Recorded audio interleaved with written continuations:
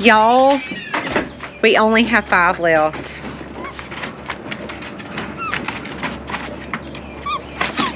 Yes, they are the cutest thing ever, but we have said our goodbyes to one of the black males. He left to go to his forever home to be with his new family. He is going to make a great companion for his new family, and he is going to be happy where he is at in a wonderful little family that he went to see.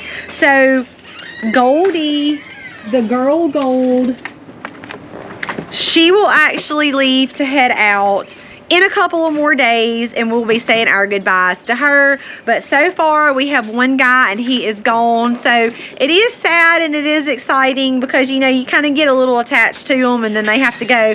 But it is exciting because they're going to make that family happy, and he's going to be as happy as he can be too. So major transition, kind of shifting gears here at the Max. Okay, I have something that I have to admit I might have a little bit of a problem. Do I have a problem? Yes, she has a problem. So, Food Forest Nursery, we are going to break down my bundle here, and I want to tell y'all what I picked out.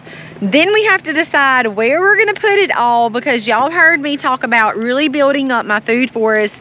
I have one designated area, which is right over here, that I have lots and lots of stuff growing, but it doesn't have to be in just one spot. If you have food growing in one area and food growing in another area, hey, grow as much as you can. But I'm just gonna unwrap, and I'm gonna show y'all everything that I got from Food Forest Nursery. If y'all say, hey, I don't know who that is, I've never heard of them, guys, I'll put a link down below and you can go on their websites. They have so much to choose from. The prices aren't bad, but I already see wonderful growth on some of these, so I'm very, very excited. I like to plant things that come back. And that's really been the key to a lot of the things I've been trying to do, especially in things like my food forest. Now, my kitchen garden, I treat a little bit different because a lot of those are herbs and they're annual herbs. I have to go out and collect the seeds, replant them the next year, which is fine. I do that with some of the herbs, but the wonderful thing about many of your plants, your plant trees, your bushes, like your raspberry bushes, your blueberry bushes, things like that, is all you have to do is put them in the ground. Very little maintenance, and they will provide food for you year after year after year. I'm going to turn my camera around and show y'all my plum tree.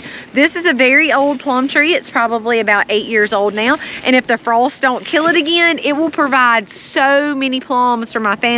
And not only do we eat them fresh, but I also make plum jelly, which is hands down the best jelly ever, right, with our plums. So we're going to open up and go through. The shipping was wonderful.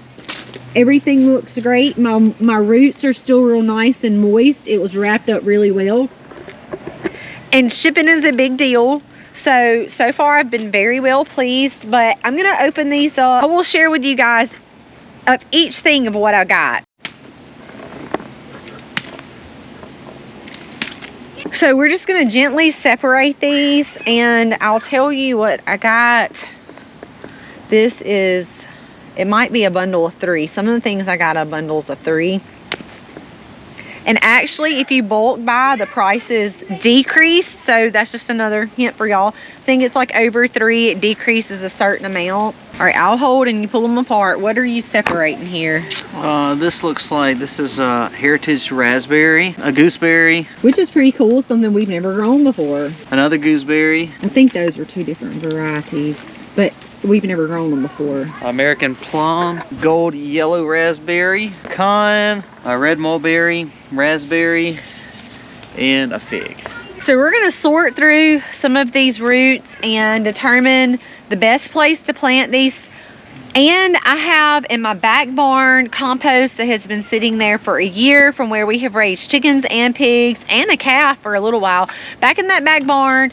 And I want to make sure where I put these has really, really nice soil around them. So we're about to get started right now. You can just come Monday morning and be fine.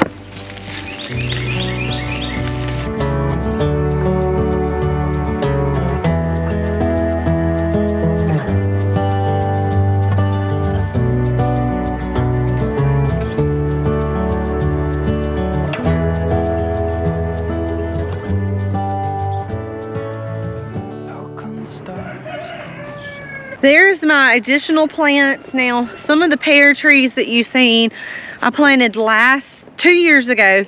They've kind of been slow growing down here, so we added a little bit of nice compost down here while we were down here. And we're up by our barn area. That is where we planted the rest of those trees.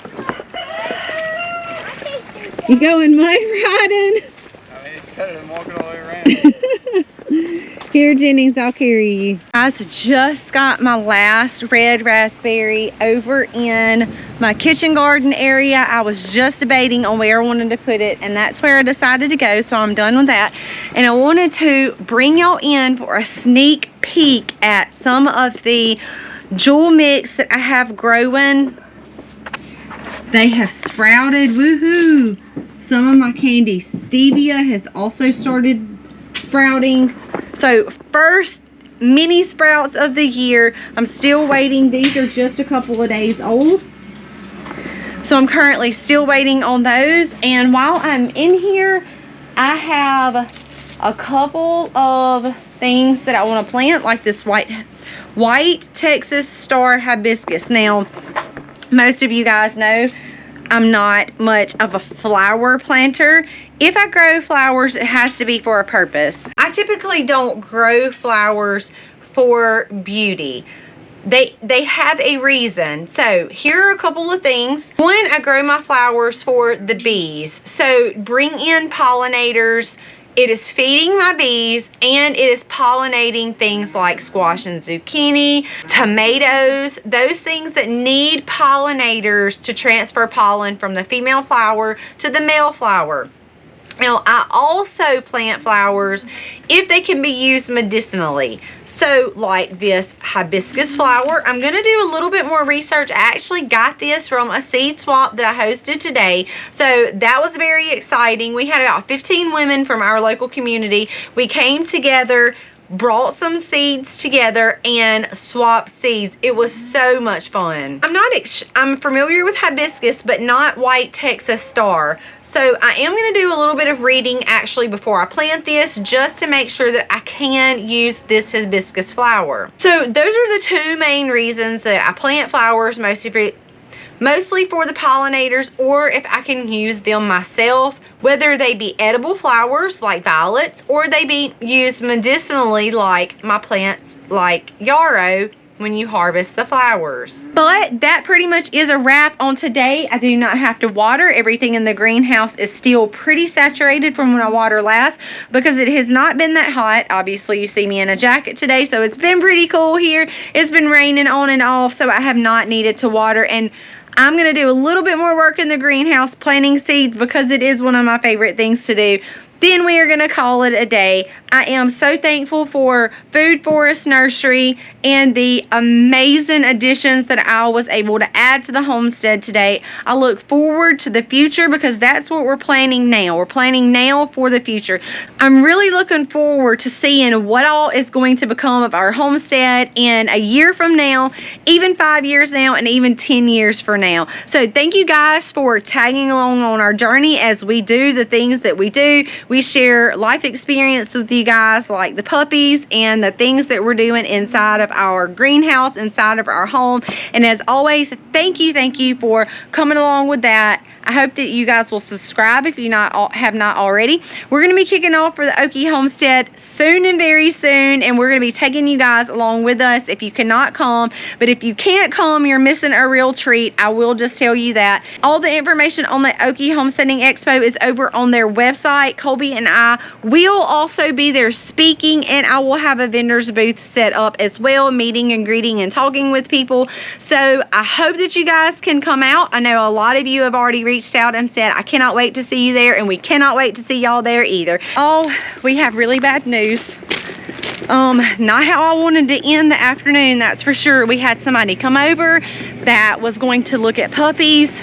We're done with that. Colby noticed earlier that he didn't see one of our ewes, one of our new little lambs, and he had called Aiden and said, I need you to go down there. We're meeting with someone, and check lambs to make sure everybody was down there.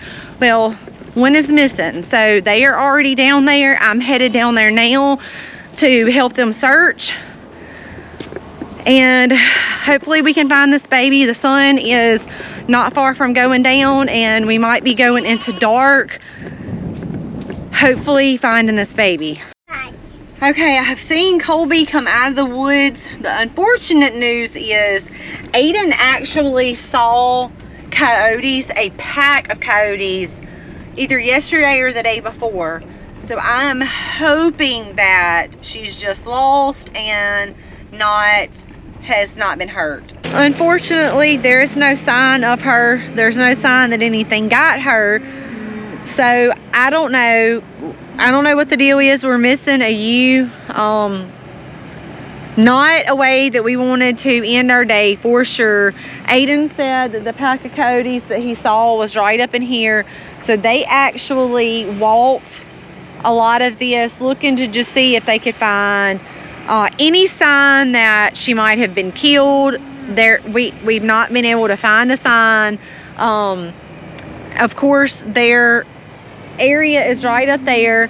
So my plan for tonight is to leave Romeo and Juliet and Hattie Mae out. Now the thing with Hattie Mae, she's always been a wonderful protector, but she is getting very old. I actually made the comment today, I wonder if we should have her put to sleep because she is in a lot of pain and I really don't want to see her in pain. Because she is old and you can tell she's got arthritis in her hips and her legs. It's very obvious that once she gets up and moving around, it's not that bad, but it is very common to have arthritis set up into bigger, older dogs like that. So I'm not really surprised by that, but I sure don't want to see her suffer. So major bummer, not a way that we wanted to end the day. I asked Colby if he thought we should just go ahead and move the sheep since we don't know. We have a couple of areas that we could move them that would keep coyotes out, but he seems to think we just need to leave the dogs out for tonight. You know, fingers crossed. In my opinion, I'm like, if they know where their food source is, they're probably going to come back. But he seems to think that the dogs will help keep them scared off. I don't know. I'm sick about it. It seems like every time we get a ewe, something happens. But we'll keep you guys posted. And yeah, we're really bummed.